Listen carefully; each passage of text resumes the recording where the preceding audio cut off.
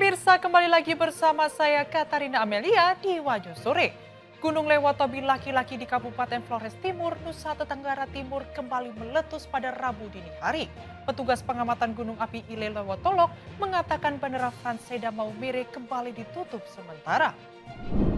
Informasi lainnya, pemirsa, pemerintah membuka peluang untuk menurunkan tarif pajak pertambahan nilai atau PPN pada tahun 2026 mendatang. Hal itu disampaikan oleh Menteri Keuangan Purbaya Yudi Sadewa. Pemirsa, inilah Wanyu Sore selengkapnya. Gunung Lewotobi laki-laki di Kabupaten Flores Timur, Nusa Tenggara Timur kembali meletus pada Rabu dini hari. Petugas pengamatan Gunung Api Ile Lewotolok, Yosef Suyanto, mengatakan Bandara Franseda Maumere kembali ditutup hingga Kamis 16 Oktober, imbas erupsi Gunung Lewotobi laki-laki.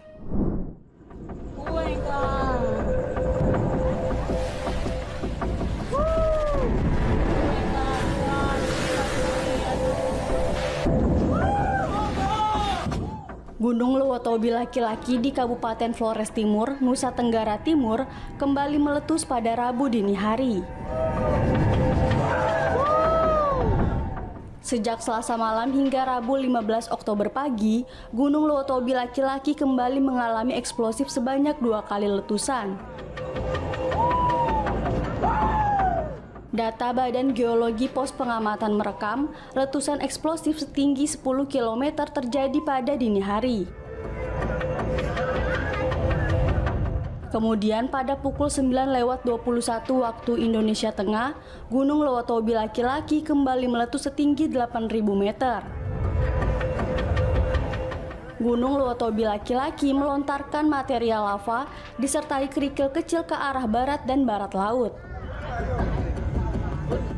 Akibat 2 kali letusan eksplosif ini, 10 desa di Kabupaten Flores Timur dan Kabupaten Sika dihujani abu dan batu kerikil.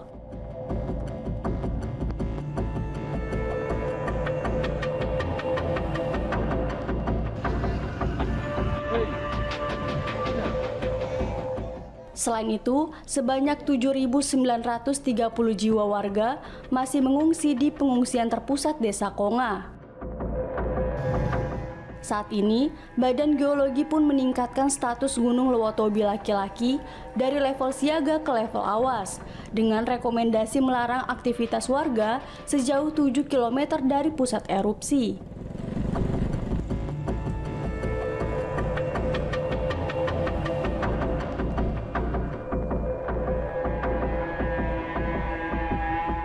Petugas pengamatan Gunung Api Ile Lewotok, Yosef Suyanto, mengatakan Bandara Franseda Maumere kembali ditutup hingga Kamis 16 Oktober imbas erupsi Gunung Lewotobi laki-laki.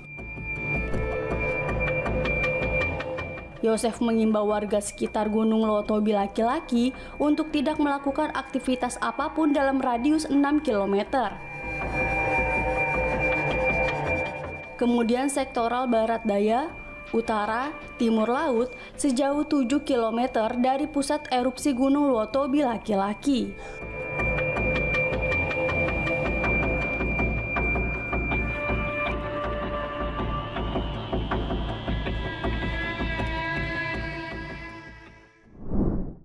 Menteri Sekretaris Negara Prasetyo Hadi mengungkapkan alasan Menteri Pertanian Amran Sulaiman merangkap jabatan sebagai Kepala Badan Pangan Nasional. Ia mengatakan keputusan itu diambil karena fungsi dan tugas Bappenas memiliki keterkaitan dengan Kementan.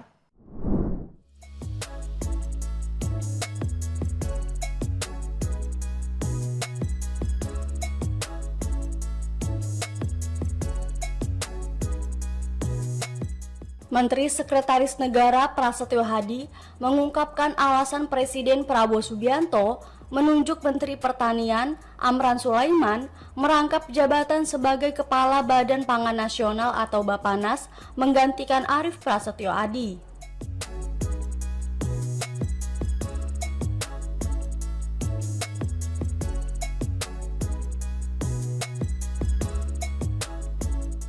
Prasetyo mengatakan keputusan itu diambil karena fungsi dan tugas Bappenas selama ini memiliki keterikatan erat dengan Kementan.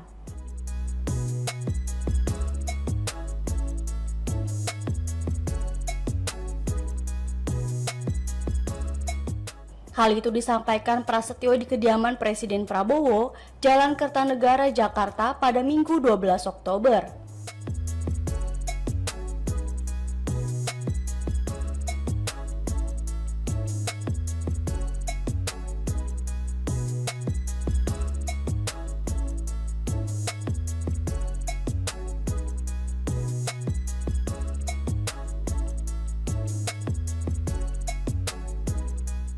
Prasetyo menyebut koordinasi antara Bappenas dan Kementan selama ini berjalan selaras, sehingga penunjukan Amran Sulaiman dinilai sebagai langkah efisien untuk memperkuat tata kelola pangan nasional.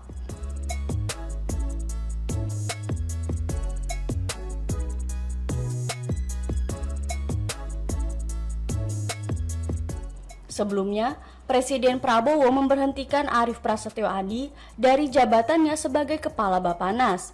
Presiden Prabowo lalu mengangkat Amran sebagai Kepala Bappenas.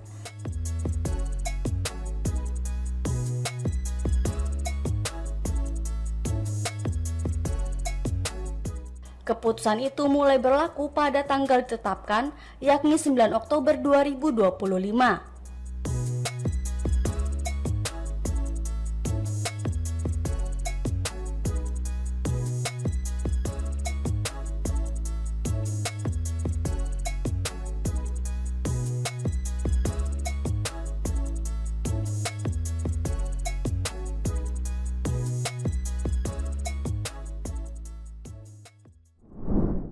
Pemerintah tengah merencanakan untuk membangun ulang bangunan Pondok Pesantren Al-Qausini yang roboh menggunakan APBN. Menko PMK Muhaimin Iskandar atau Cak Imin menilai bahwa ponpes yang telah berdiri selama ratusan tahun itu pantas dibantu oleh negara.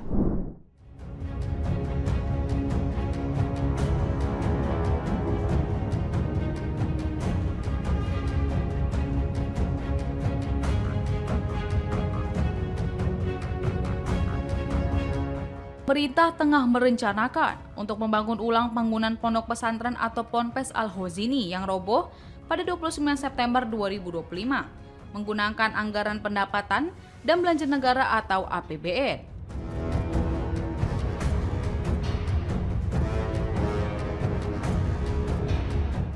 Menteri Koordinator Bidang Pemberdayaan Masyarakat Abdul Muhaimin Iskandar atau Cak Imin menilai bahwa ponpes yang telah berdiri selama ratusan tahun itu pantas dibantu oleh negara.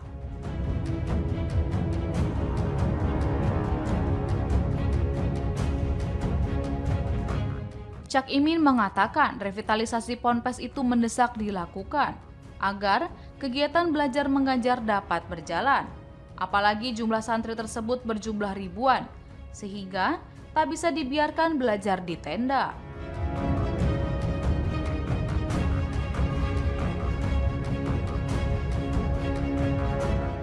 Adapun rencana pembangunan ulang ponpes memakai kas negara itu mendulang kritik dari DPR.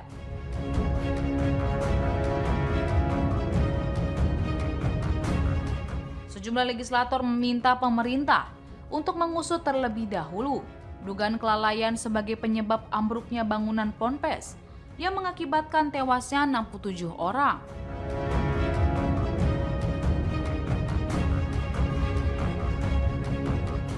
Mereka ingin agar pemerintah mengkaji ulang rencana revitalisasi tersebut.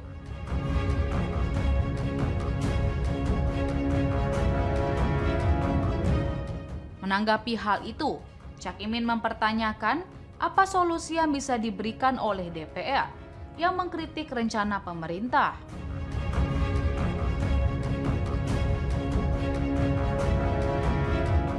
Ketua Umum Partai Kebangkitan Bangsa atau PKB itu mengatakan bahwa pemerintah tidak bisa hanya tinggal diam melihat kondisi ponpes.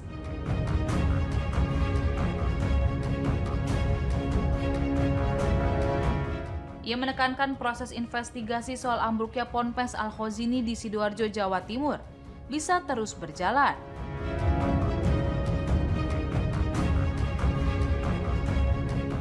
Namun, pemerintah harus melakukannya sekarang untuk memberikan rasa aman kepada penyelenggara pesantren sekaligus para santri yang sedang menjalankan pendidikan.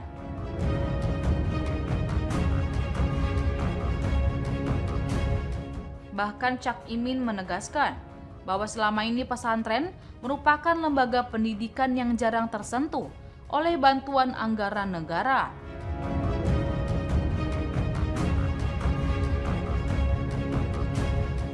Ia meyakini bangunan Ponpes Al-Khozini pantas menggunakan APBN.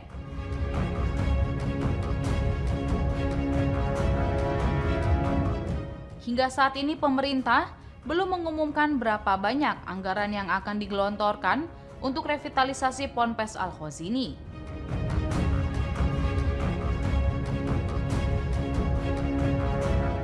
Sementara anggaran itu akan diambil dari pagu Kementerian Pekerjaan Umum.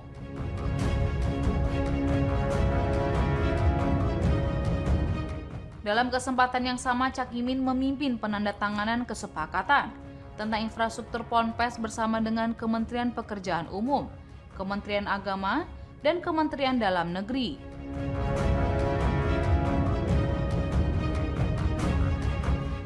Kita memahami bahwa pesantren selama ini sangat menjaga independensinya, sehingga kita ingin terus melakukan koordinasi agar pesantren mau beradaptasi untuk menanggulangi ancaman-ancaman rawan dari segi bangunan fisik.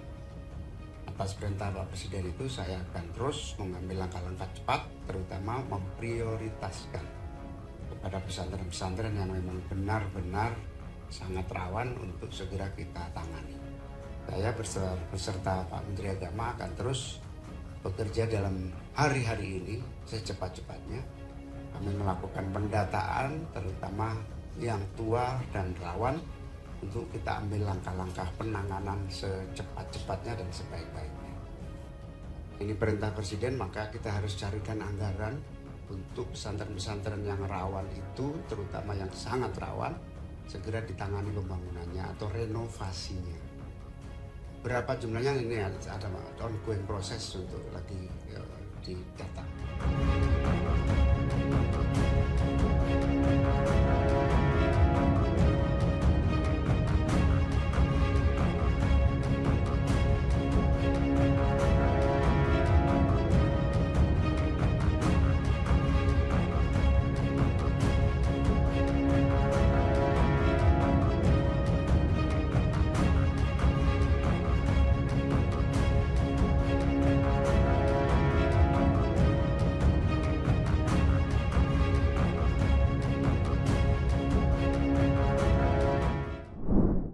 Partai Solidaritas Indonesia secara terang-terangan menantikan Presiden ke-7 Republik Indonesia Joko Widodo untuk bergabung menjadi kader resmi partai. Harapan itu disampaikan oleh Ketua DPP PSI Bidang Politik Bestari Barus. Ia menegaskan bahwa partainya telah menempatkan Jokowi pada posisi terhormat.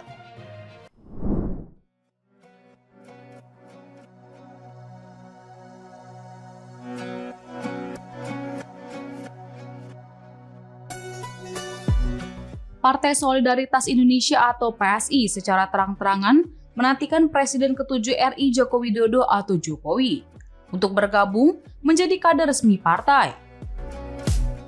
Harapan itu disampaikan oleh Ketua DPP PSI Bidang Politik Bestari Barus menegaskan bahwa partainya telah menempatkan Jokowi pada posisi terhormat.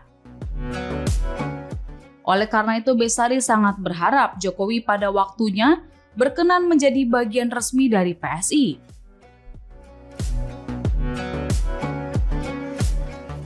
Ia menilai peluang bergabungnya ex-gubernur Jakarta itu ke PSI masih sangat terbuka lebar.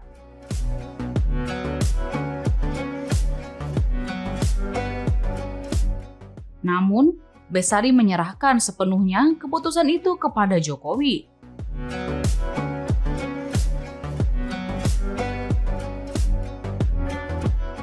Apalagi saat ini muncul spekulasi mengenai sosok istimewa di internal PSI.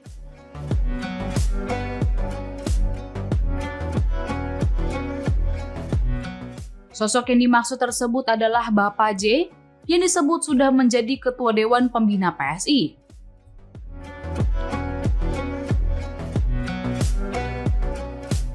Menurut Bestari, identitas Bapak J nantinya akan segera diungkap langsung oleh Ketua Umum PSI Kaisang Pangarep.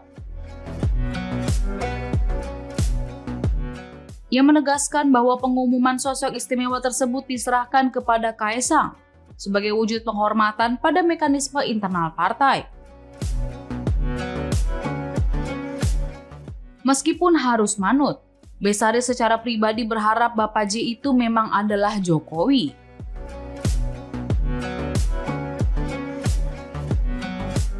Ia juga memastikan bahwa nama yang akan diumumkan nantinya bukan sekedar inisial.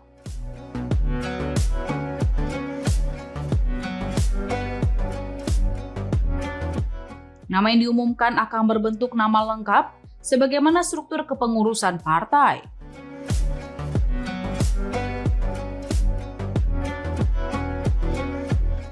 Sementara itu, mantan Presiden Jokowi sendiri tidak menampik dan tidak mengiyakan juga ketika ditanya soal sosok Bapak J. Ia mengatakan sebaiknya soal sosok Bapak J ditanyakan langsung ke PSI.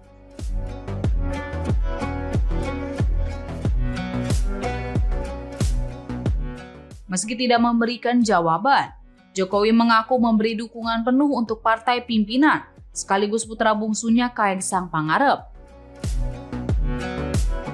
Di sisi lain, Ketua Umum PSI Kaesang Pangarep sendiri menyebut bahwa sosok J memiliki latar belakang sebagai politisi dan pengusaha.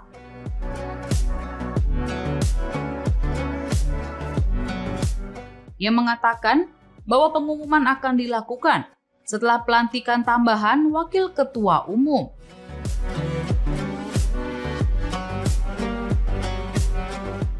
Lantas, apakah benar sosok Bapak J adalah Jokowi yang menjadi Dewan Pembina PSI?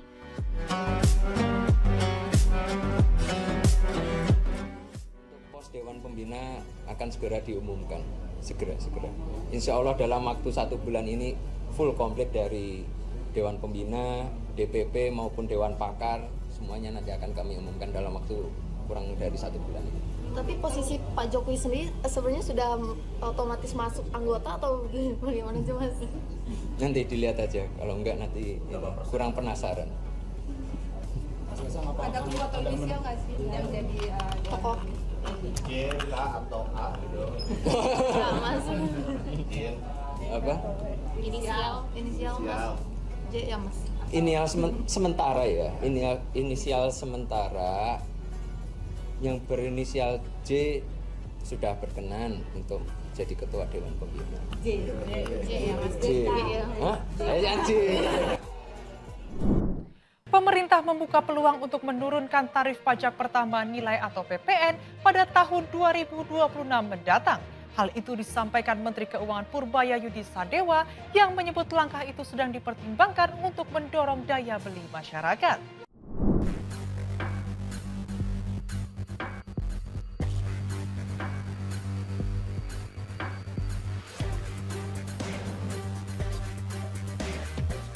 Pemerintah membuka peluang untuk menurunkan tarif pajak pertambahan nilai atau PPN pada tahun 2026 mendatang.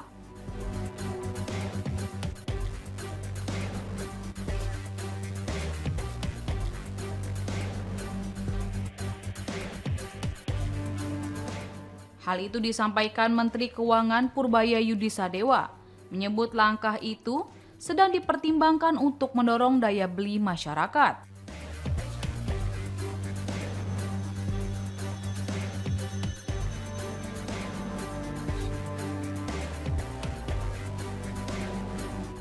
Namun, Purbaya menegaskan bahwa keputusan final akan diambil secara hati-hati dengan memperhitungkan kondisi penerimaan negara hingga akhir tahun ini.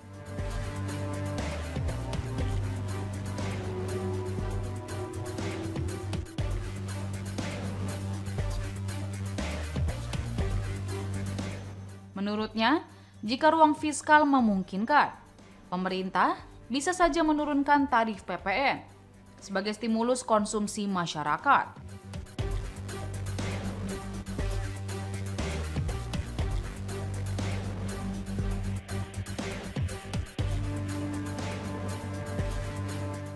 Adapun tarif PPN di Indonesia mengalami kenaikan dari 10% menjadi 11% per 1 April 2022, sesuai amanat Undang-Undang Harmonisasi Peraturan Perpajakan.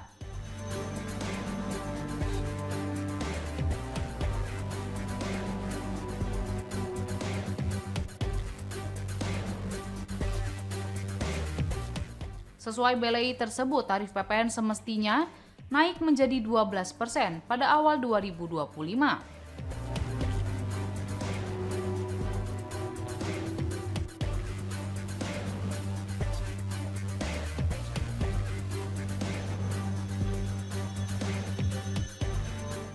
Namun, Presiden Prabowo Subianto memutuskan bahwa tarif 12% hanya akan diberlakukan pada barang-barang mewah atau yang dikenakan pajak penjualan atas barang mewah.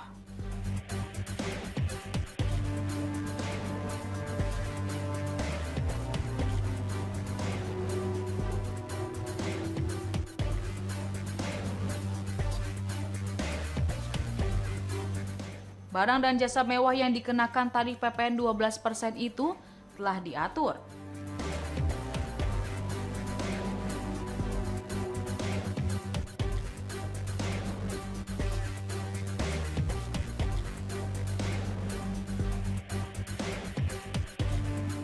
Dalam Peraturan Menteri Keuangan Nomor 15 Tahun 2023 tentang pengenaan pajak penjualan atas barang mewah.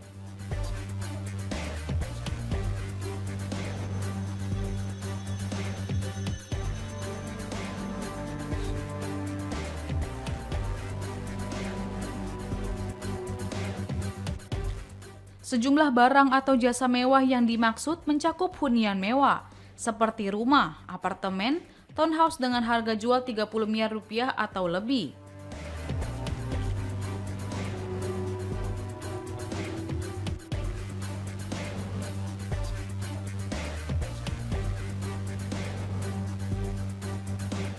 Selain itu, balon udara, pesawat udara tanpa sistem tenaga penggerak, peluru senjata api dan senjata api lainnya.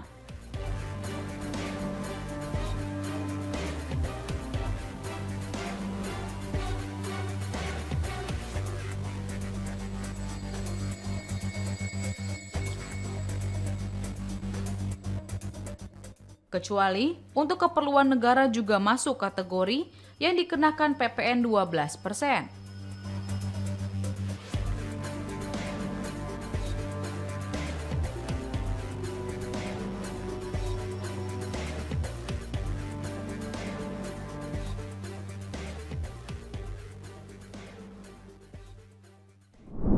Aksi anggota DPRD Gorontalo Utara Deninda Kairunisa viral usai dirinya terekam seolah mencibir masa aksi saat unjuk rasa di depan kantor DPRD.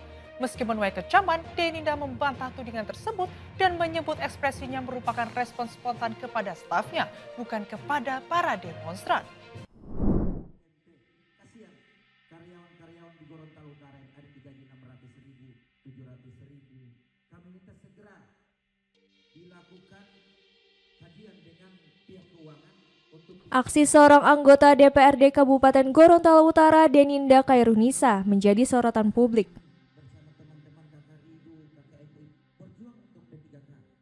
Tidak memungut apa-apa, nah olehnya kami Dalam video beredar, Ketua Komisi 3 DPRD itu tampak berdiri di barisan depan bersama sejumlah anggota dewan lainnya.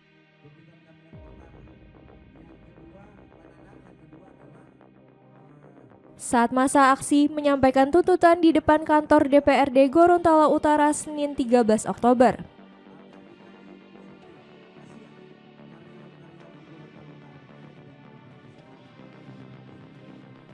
Dalam video berdurasi beberapa detik itu, Deninda tampak menampilkan ekspresi senyum sinis dan memanyunkan bibir tepat saat salah satu orator tengah berpidato.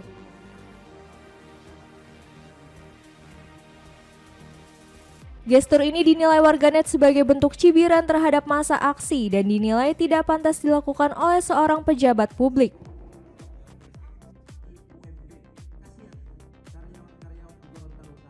Video tersebut viral di media sosial dan menuai kecaman dari warganet, yang menilai tindakan itu tidak menunjukkan sikap empati terhadap aspirasi warga. Menanggapi viral video tersebut, Deninda Khairunnisa membantah tudingan bahwa dirinya mengejek atau meremehkan pengunjuk rasa. Ia menegaskan potongan video yang beredar tidak menggambarkan situasi sebenarnya.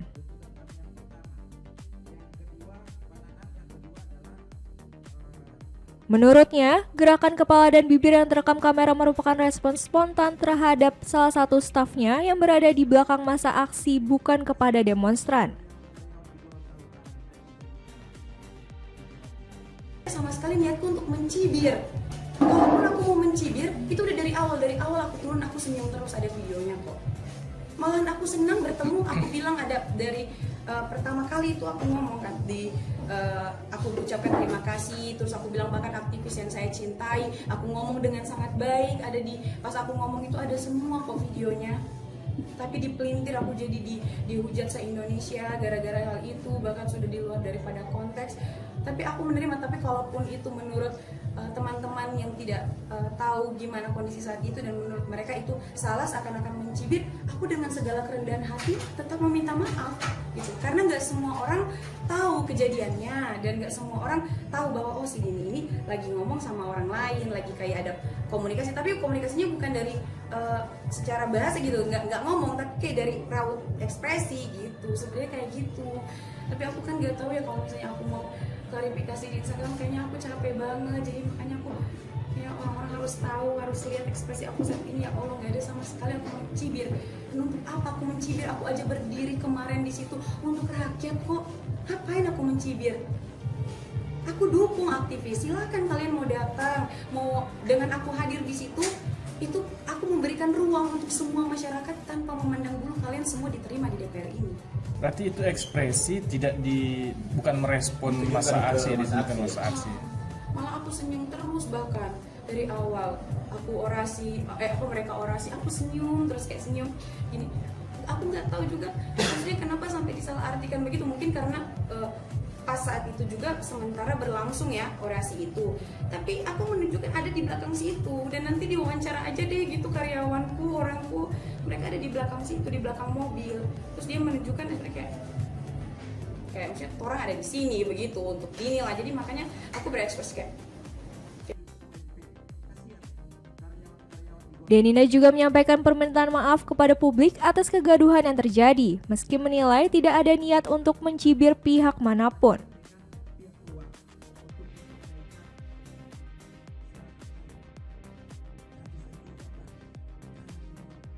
Ia berharap polemik di tengah masyarakat segera mereda sehingga perhatian dapat kembali difokuskan pada aspirasi dan kepentingan masyarakat Gorontalo Utara. Sejumlah benda dinasti dan bersejarah di Museum Cakraningrat yang dikelola Dinas Kebudayaan dan Pariwisata Kabupaten Bangkalan dilaporkan hilang dicuri. Barang-barang yang hilang diantaranya 3 piring kuno dari era dinasti Ming serta bilah gamelan bertuliskan Cakraningrat tahun 1870.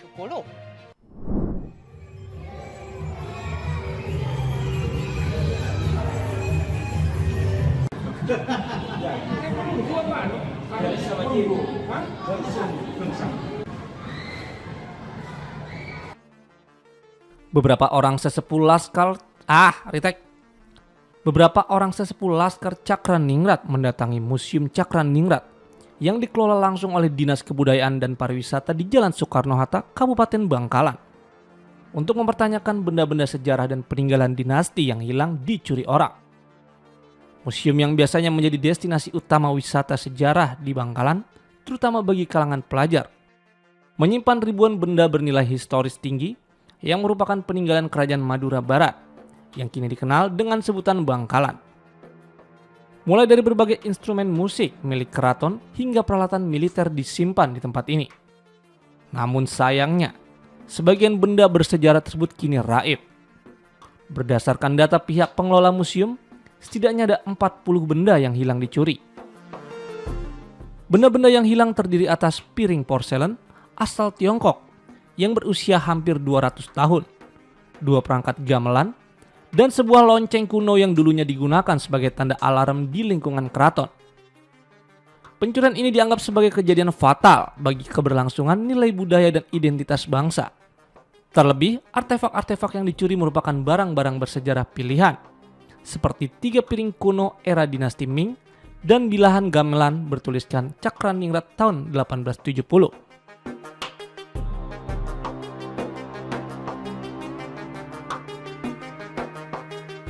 Terjadi pencurian yang sangat fatal bagi kelangsungan dari sebuah nilai budaya dan identitas bangsa. Pada saat sekarang ini kita sudah kehilangan beberapa bilahan dari kelenengan. Ada 3 piring yang dinasti Ming, dan juga nilai-nilai tersebut yang diambil adalah nilai yang sangat tinggi. Jadi kalau dihitung dengan rupiah itu sudah harganya miliaran. Tetapi kalau dilihat dari nilai satu barang benda, kalau dijual keluar ini tidak ada artinya. Tetapi yang dicuri ini adalah hal-hal yang sudah terpilih. Jadi yang disebut dengan terpilih, piring kuno dinasti Ming, namanya dinasti Ming, ini diambil cuma 3. Termasuk wilahan dari gamelan, ini adalah gamelan yang tahunnya sudah cukup lama, jadi 1870. Di situ ada tertulis Cakraningrat 1870. Jadi kalau melihat nilai dari sejarah itu sangat berarti sebagai jendela masa lalu dari masa peradaban yang ada di Madura ini, khususnya Bangkalan. Kerajaan Madura Barat itu adalah di Bangkalan. Dengan kondisi itu, mari kita, khususnya masyarakat, untuk saling menjaga, merawat kelestarian budaya, khususnya yang ada ini mari kita tingkatkan, termasuk juga pengamanan terhadap museum yang ada ini.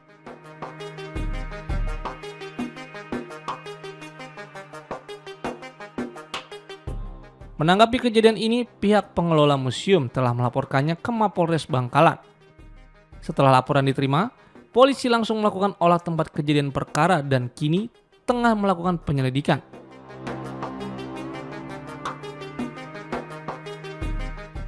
Di sini ada Senin sampai Jumat itu ada tiket. Tiket itu kita kerjakan dari pagi sampai sore karena memang di situ kita bertugas. Di Jumat, Sabtu sama Minggu memang kita hari libur, di situ tiket tidak ada. Untuk fasilitas memang di sini kami tidak, sementara waktu memang CCTV belum ada, tapi tahun ini rencananya akan kami. Jadi ya tidak ada kerusakan di pintu depan belakang, aksesnya aman. Kemudian mungkin jendela samping itu ada gesekan, ada yang terbuka.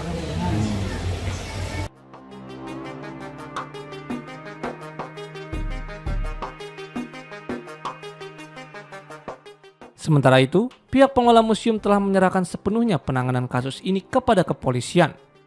Mereka juga tidak menutup kemungkinan adanya dugaan keterlibatan orang dalam kasus pencurian benda bersejarah tersebut.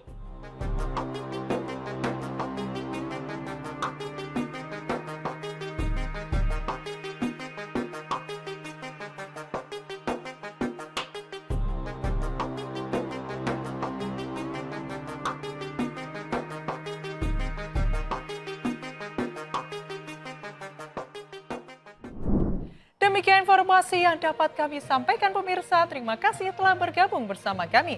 Saya Katarina Amelia dan seluruh tim yang bertugas mengucapkan sampai jumpa di One News sore berikutnya. Setiap hari pukul 7 malam hanya di kanal YouTube TV One News.com.